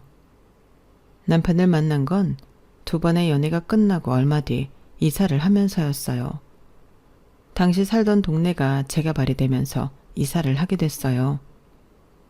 보상금과 은행 대출을 끼고 빌라로 이사를 하는데 싸게 얻은 집이라 그런지 집수리를 안 하고는 살 수 없는 정도였어요. 가진 돈이 얼마 없어서 동네 인테리어 업체에 의뢰했는데 제 남편이 거기 사장이었던 거예요. 저는 처음엔 직원인 줄 알고 있었는데 인부들이 사장님이라고 부르는 걸 보고는 깜짝 놀랐지 뭐예요. 예산이 적어서 전기 배선 공사랑 보일러, 싱크대, 화장실 타일과 세면대 교체랑 도배가 전부였지만 남편은 제가 주문한 공사보다 더 세심하게 집을 수리해 주었어요. 가격도 다른 업체들에 비해 훨씬 저렴했고요. 이미 그때부터 남편은 제게 마음이 있어서 잘 보이려고 손해를 보면서까지 과하게 잘해주었던 거예요. 그걸로 끝난 게 아니라 수시로 제게 전화해서 혹시 이상한 점은 없는지 불편한 점은 없는지 물어댔고 제가 회사에 가고 없을 때 종종 저희 집에 찾아와서 할머니와 수다를 떨고 가기도 했어요. 심지어 김장할 때 와서 배추도 나르고 무채 썰고 하는 것까지 돕더라고요. 폭설이 내리면 아침 일찍 찾아와서 집 앞에 쌓인 눈도 치우고 장마철에는 미리 저희 집에 와서 물 받으며 하수구 상태까지 미리 손봐주고 가곤 했어요. 마치 손자처럼 저희 외할머니한테 얼마나 잘하는지 몰라요. 이러니 저희 외할머니가 안 예뻐할 수가 있겠어요? 눈에서 멀어지면 마음에서도 멀어진다는 말이 있는 것처럼 반대로 눈에서 가까워지니 마음에서도 가까워지더라고요. 특히 외할머니께서 우리 두 사람을 이어주려고 노력을 많이 하셔서 결국 교제를 시작했고 사귄 지 1년 만에 결혼까지 하게 됐어요. 남편은 3남매 중 막내로 위에 형과 누나가 하나씩 있었어요. 형은 결혼해서 분가한 평범한 회사원이었고 누나는 결혼해서 지방에서 살고 있었어요. 남편은 시부모님과 함께 살고 있었는데 일 때문에 거의 사무실에서 먹고 자는 실정이었어요. 그러다가 저희 집 수리를 맡으면서 안면을 튼 이후로는 저희 집에 들러 점심을 먹고 가곤 했어요. 저희 외할머니가 점심때가 되면 집에 부르셨거든요. 사정상 일이 있을 때를 빼면 늘 남편은 저희 집에서 점심을 먹었어요. 남편 사무실과 저희 집이 가까워서 주변 식당에 가는 거나 마찬가지 거리였으니까요. 그렇게 들러서는 점심도 먹고 하루 종일 집에 계시는 외할머니와 이야기도 나누고 가곤 했어요. 그건 저랑 사귀고 난 뒤에도 마찬가지였어요. 그러다 보니 남편은 저희 집 사정을 누구보다 잘 알게 됐고 제가 결혼을 하면 외할머니 혼자 지내셔야 한다는 걸 알고 저만큼이나 걱정을 많이 했어요. 그래서 청혼할 때 외할머니도 같이 살자고 그러더라고요. 사실 당시에 저는 딱히 결혼까지 생각했던 건 아니었지만 남편의 제안에 솔깃한 건 사실이에요. 어떤 남자가 아내의 외할머니를 모시고 살겠다고 하겠어요. 그 말을 믿고 당장은 생각이 없던 결혼을 결심하게 되었어요. 하지만 결혼은 당사자들 생각만으로 되는 게 아니잖아요. 남편이 시댁에 결혼 얘기를 꺼내자마자 다음날 지방에 사는 시누이가 전화를 했더라고요. 일면식도 없던 상황인데도 어찌나 무례하게 구는지 통화를 하는 내내 가슴이 턱 막히는 것 같았어요. 아니, 요즘은 시부모도 안 모시는 세상인데 처 외할머니를 모시고 산다는 게 말이 돼요? 내가 어제 얘기를 전해 듣고 밤잠을 설쳤어요. 하도 기가 막혀서. 우리 막내가 아직 세상 물정도 모르고 착해 빠지기만 해서 그쪽 말에 홀라당 넘어갔는지 모르겠지만 우린 절대 반대예요. 말도 안 되지. 어떻게 처 외할머니랑 같이 살아. 그런 줄 알고 우리 진태가 외할머니 모시자는 소리 하면 그쪽이 먼저 안 된다고 해요. 안 그러면 내가 가만 안 둘 줄 알아. 아직 인사도 안 한 사이에 가만 안 두겠다는 소리를 아무렇지 않게 하는 걸 보면 안 봐도 사람 됨됨이를 알 수 있었어요. 시누이가 이 정도니 시부모님은 또 얼마나 성격이 대단한 분들일지 지레 겁이 나더라고요. 이 일은 어떻게 처리해야 할지 몰라서 고민을 했더니 옆자리 선배님이 그러시더라고요. 이럴 땐 혼자 소갈이하지 말고 남자친구한테 솔직하게 말하는 게 맞아. 괜히 중간에서 양쪽 얘기 받아주며 스트레스 받았다간 결혼이고 뭐고 쫑나는 거니까. 그런데 그 시누이란 사람 좀 그렇다. 아직 만나본 적도 없다며. 그런데 전화해서 그딴 소리를 하냐. 남튼 결혼 선배로서 하는 말이지만 세경씨 앞으로 시집살이 꽤나 힘들겠다. 선배 말을 듣고 며칠을 고민했어요. 다른 사람 일도 아니고 저희 외할머니와 관계된 일이라서 쉽게 말을 꺼내기가 그렇더라고요. 그래도 결혼을 결심한 이유가 외할머니와 함께 산다는 조건이었기 때문에 저도 그냥 물러설 수만은 없었어요. 그래서 남편한테 솔직히 털어놓았죠. 그리고 그 일은 생각보다 더 큰 파장을 몰고 왔어요. 시댁에 찾아가 인사도 드리기 전에 저희 시부모님이 결혼을 반대하고 나섰거든요. 남편이 일일이 제게 그 말을 전하진 않았지만 수시로 남편이 시댁 식구들한테 전화로 시달리는 모습을 봤기 때문에 모를래야 모를 수가 없었어요. 이런 상황인데도 남편은 저와 외할머니 앞에서 늘 밝은 표정으로 지냈으니 그 속이 오죽했겠어요.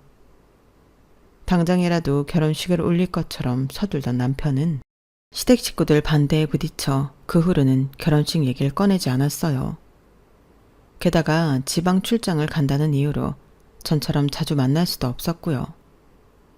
그래서 이 사람과는 서서히 멀어지겠구나 생각했는데 반년쯤 지나 남편이 자기 집에 인사드리러 가자고 그러지 뭐예요. 그러면서 지방에 살던 누나가 이혼을 하고 본가에서 함께 지내고 있다는 얘기를 해주었어요. 그러면서 누나도 우리 결혼을 찬성한다며 너무 걱정 말라더군요. 아니, 불과 반년 전까지만 해도 제게 전화까지 해서 그 난리를 치던 사람이 갑자기 결혼을 찬성한다니 이상하잖아요. 그래서 어떻게 된 일인지 캐물었더니 실은 매형이랑 이혼할 때 내가 도움을 줬거든. 매형이 신혼 때부터 누나한테 손찌검을 했었나 봐. 딸 자식이 남편한테 맞고 사는데도 우리 부모님은 그냥 참고 살라는 말씀만 하시는 게 참을 수가 없더라고. 그래서 누나한테 변호사를 선임해줬어. 마침 나랑 고등학교 동창 중에 이혼 전문 변호사가 있었거든. 그 덕에 위자료도 꽤 받고 이혼할 수 있었다고. 누나가 우리 결혼에 힘을 실어주기로 한 거지. 내가 한동안 지방 출장이 잦았던 것도 누나 일 돕느라 그랬던 거야. 괜히 혼자 오해를 했던 게 미안하더라고요. 형이랑 형수도 우리 결혼에 반대는 안 한다니까 부모님만 잘 구슬리면 올해 안에 식을 올릴 수 있을 것 같아. 그동안 혼자 마음고생하게 해서 미안해. 대신 내가 결혼하면 진짜 잘할게. 약속해. 어떻게든 자기 식구들의 마음을 돌리기 위해 뒤에서 노력해온 남편의 모습에 고맙기도 하고 한편으론 든든하다는 생각도 들었어요. 외할머니랑 둘이 살면서 딱히 누군가에게 의지를 할 수 있는 상황이 아니었기에 어릴 때부터 무슨 일이 생기면 내가 해결해야 한다는 강박이 있었거든요. 그런데 이제는 누군가의 등에 기댈 수 있다는 사실에 그렇게 안도감이 들더라고요.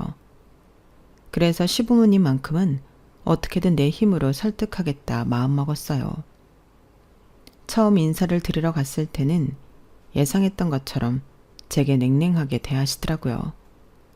그래서 더 자주 찾아뵙고 선물도 자주 해드렸어요. 자기 몸 챙기는 걸 아주 중요하게 생각하시는 시아버지께는 보약도 해드리고 건강의료기도 선물로 해드렸어요. 그랬더니 처음보다 많이 누그러지시더라고요.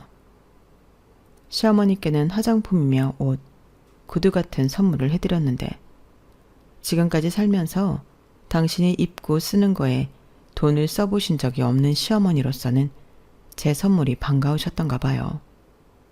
선물을 드릴 때마다 그렇게 좋아하시더라고요. 영화 대사 중에 사람을 구워 삶으려면 뭘 좀 먹이면 된다고 그러더니 돈을 쓰는 만큼 확실히 효과는 있더라고요. 그렇게 시부모님께 최선을 다한 결과 그의 늦가을에 결혼식을 올릴 수 있었어요. 신혼집은 외할머니와 제가 살던 집에 꾸렸고요. 야, 요즘 세상에 나처럼 빈손으로 결혼하는 남자도 없을 거야. 할머니, 대신 제가 평생 할머니께 효도하고 살게요. 제가 할머니 댁에 얹혀 사는 거니까 제 눈치 보시면 안 돼요. 여긴 할머니 집이니까요. 그렇다고 저 눈치 주셔도 안 돼요. 아셨죠? 혹시라도 외할머니께서 손녀 사이 눈치 보면 불편해하실까봐 남편은 이런 말을 입에 달고 살았어요. 이제는 연세가 많이 드셔서 음식 솜씨가 예전만 못한데도 남편은 늘 맛있다고 엄지손가락을 치켜 세우곤 했었죠. 이렇게 살갑고 마음 따뜻한 손녀 사이가 또 어디 있겠어요. 아빠가 이러니 저희 아이들도 외증조 할머니를 깍듯이 모셨어요. 오죽하면 저희 할머니께서 이런 말을 하셨겠어요. 남편복 없는 년은 자식복도 없다는데 그래도 나는 손녀딸 복은 있었나 보다. 늙음하게 손녀 사위랑 증손자들한테 이렇게 대접받고 살 줄 누가 알았겠니?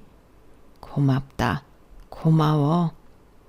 외할머니는 눈물을 글썽이시며 저와 남편한테 고맙다는 말씀을 종종 하셨어요. 사실 고마운 건 전데 말이죠. 엄마 대신 저를 키워주신 것도 모자라 증손자까지 키워주셨는데 말이죠. 제가 첫애를 낳고 3개월 만에 복직을 하면서 할머니 손에 첫애를 맡기고 회사에 다녔거든요. 연세 많은 외할머니가 증손자까지 보시려니 얼마나 고생이 많으셨겠어요. 남편 사무실이 근처에 있다고는 해도 일이 바쁠 때는 점심 먹으러 집에 오는 것도 힘들 정도라서 아이 육아는 할머니 혼자 맡아주셨다고 해도 과언이 아니에요.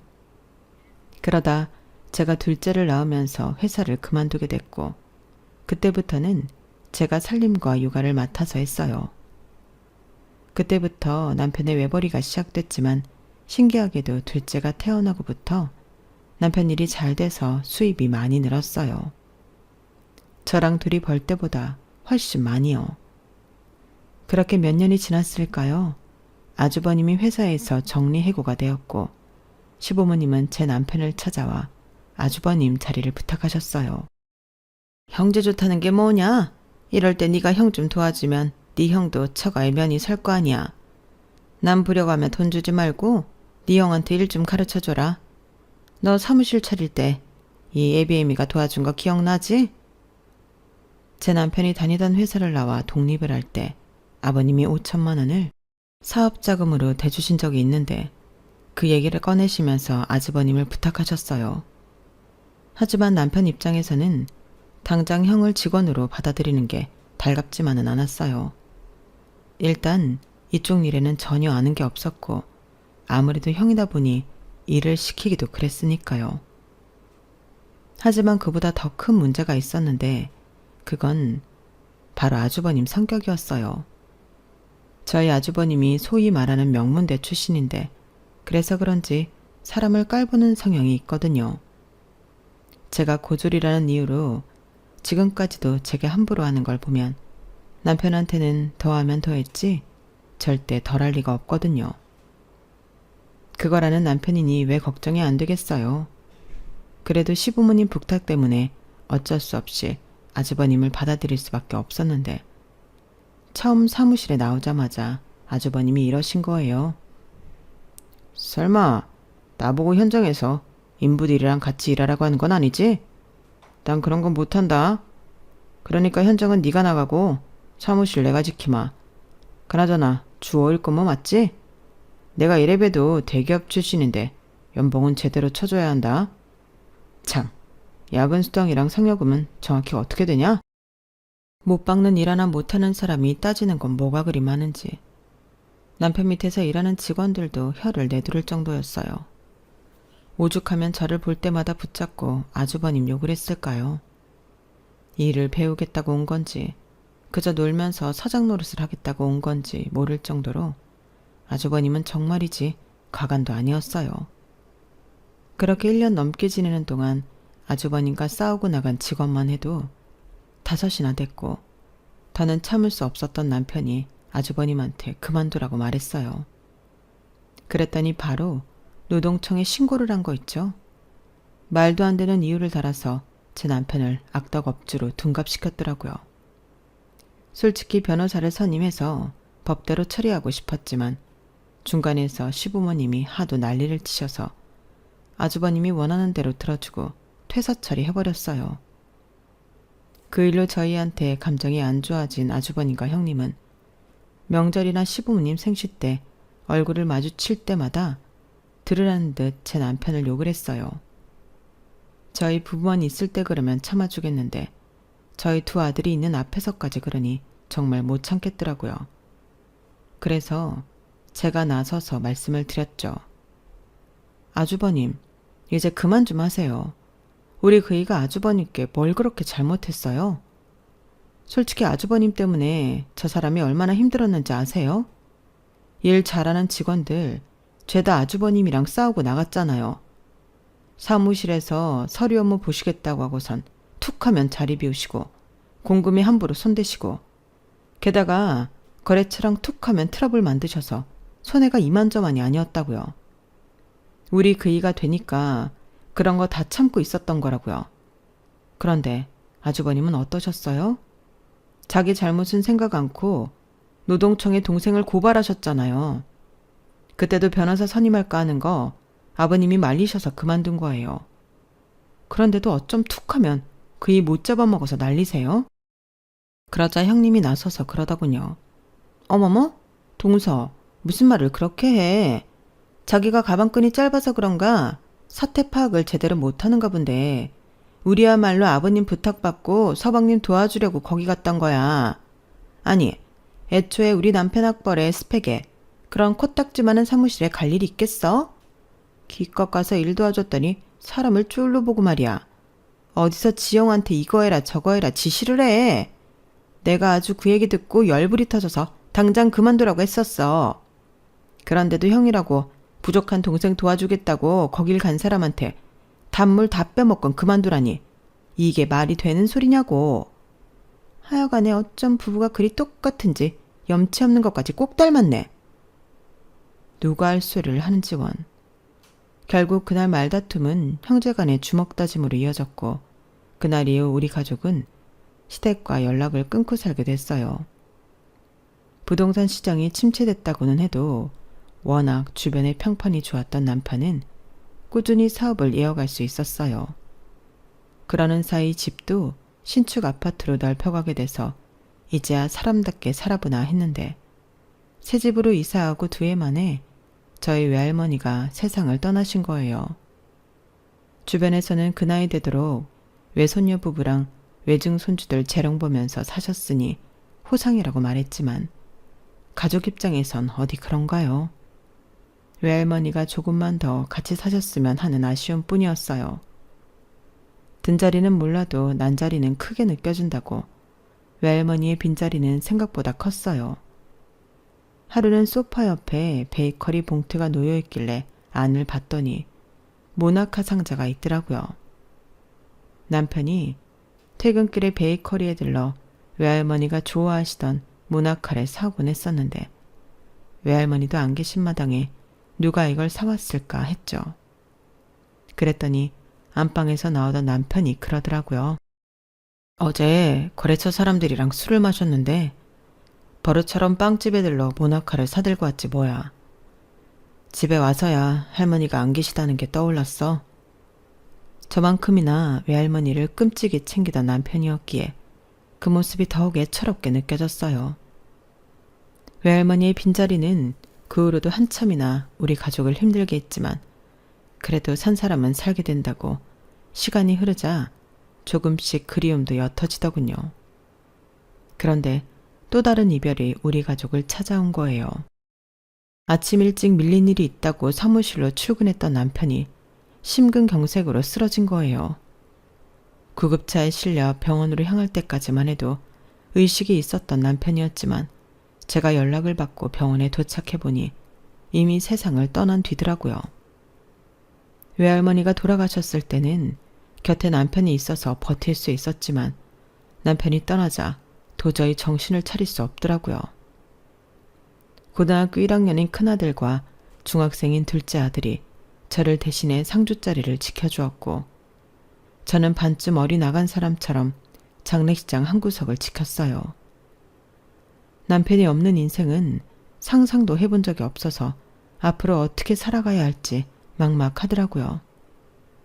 제가 아이들을 키우느라 회사를 그만둔 지도 10수년이 지난 데다가 남편이 하는 인테리어 일은 전혀 아는 게 없어서 당장 뭐부터 해나가야 할지 몰라 두렵기만 했어요.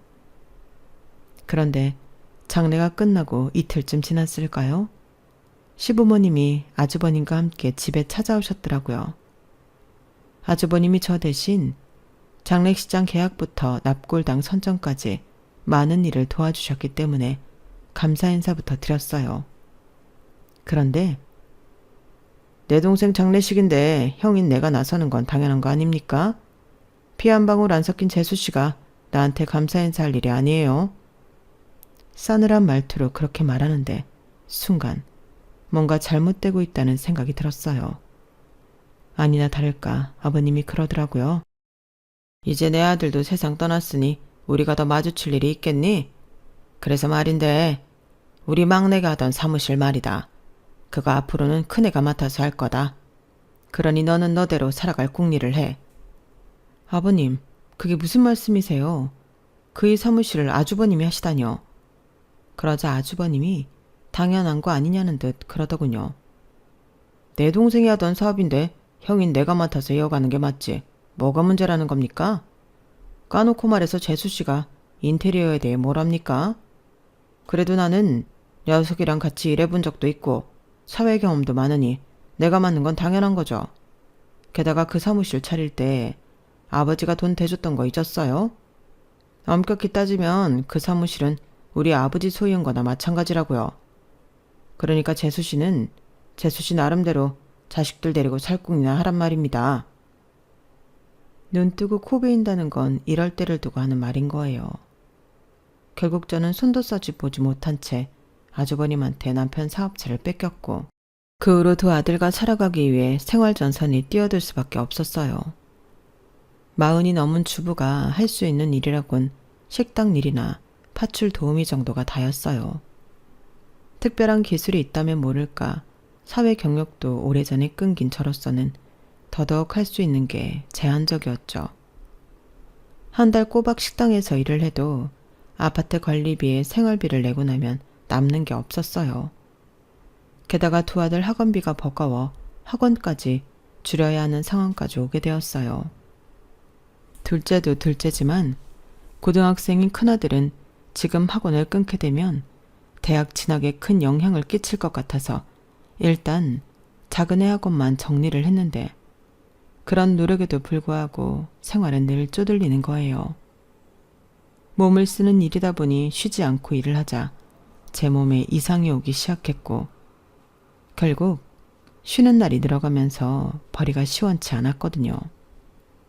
거기다 카드 할부금에 현금 서비스를 받은 것까지 매달 여러 개의 카드로 돌려치기를 해봤지만 더는 버틸 수 없는 상황에 이르고 만 거예요. 차라리 집을 팔지 그러냐고 하시겠지만 저라고 그 생각을 안 했겠어요. 진작에 부동산에 집을 내놨는데도 사겠다는 사람이 없더라고요.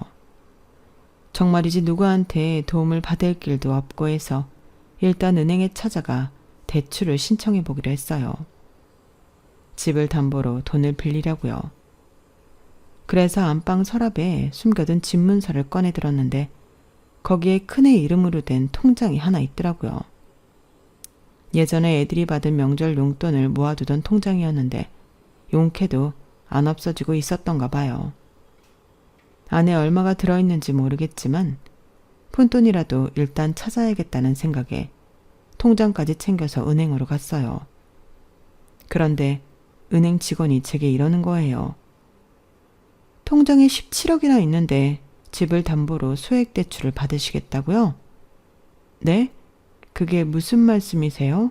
17억이라뇨? 방금 주신 자녀분 통장에 17억 들어있는 거 모르셨어요? 몰랐어요. 그 큰 돈은 누가 보냈는데요? 직원은 통장 정리를 해서 제게 보여주었어요. 그랬더니 세상에 제 남편 이름으로 남편이 틈틈이 돈을 보내놨더라고요. 어느 달은 수십만 원, 어느 달은 수백만 원. 오랜 시간 동안 그렇게 쌓인 돈이 자그마치 17억이나 되더군요. 통장에 찍힌 숫자를 보는데 눈물이 흘러나왔어요. 아마도 남편은 자신이 죽으면 시댁에서 자기 회사를 뺏어갈 걸 알았던 거겠죠. 그래서 이렇게 아무도 모르게 돈을 숨겨놓은 거 아니겠어요? 일단 아들 통장에서 얼마간의 돈을 빼서 밀린 카드값과 급하게 막아야 할 것들을 처리했어요. 그리고는 둘째 아들도 다시 학원에 등록시키고 모처럼 아이들이 좋아하는 소고기로 잔뜩 사들고 왔어요. 집이 어려워지면서 눈치를 보느라 먹고 싶은 것도 말 못하고 있던 아이들은 식탁에 오른 등심 스테이크를 보자 눈이 동그래지더군요. 그래서 자초지종을 설명했더니 그제야 얼굴이 활짝 펴서는 고기를 집어먹네요. 남편의 현명한 판단 덕분에 저희 세 식구는 살 길이 열렸어요. 요즘 저는 이 돈으로 뭘 해서 애들이랑 먹고 살까 고민 중인데 솔직히 경기가 너무 안 좋아서 선뜻 뭔가를 시작하기 힘드네요. 그래서 일단은 돈은 묻어두고 제 힘으로 돈을 벌 수 있는 일을 시작했어요. 호텔 객실 청소 일인데 애들 등교시키고 집에 들어오기 전까지 할 수 있는 일이라서 저한테는 시간적으로도 딱이고 일도 그리 힘들지 않아서 현재로서 만족하고 있답니다. 주변에선 왜 하필 청소일이냐고 그러는데 이 일이 뭐 어때서요? 외할머니께서 그랬던 것처럼 내 손으로 벌어서 내 자식들을 먹이고 입힐 수 있다면 그게 좋은 직업이죠. 중요한 건 제 아이들 앞에 떳떳할 수 있는 엄마가 되는 거 아니겠어요? 앞으로 어떤 시련이 다가올지 모르겠지만 이제는 제가 두 아들한테 든든한 바람막이가 되어주려고 합니다. 저는 엄마니까요. 지금까지 제 사연을 들어주셔서 감사합니다. 여러분들도 항상 건강 조심하시고 매일매일 행복하세요. 여러분, 사연 댓글에 응원과 현명한 조언 부탁드려요. 좋아요와 구독은 저에게 큰 힘이 됩니다. 오늘도 좋은 일 가득하세요.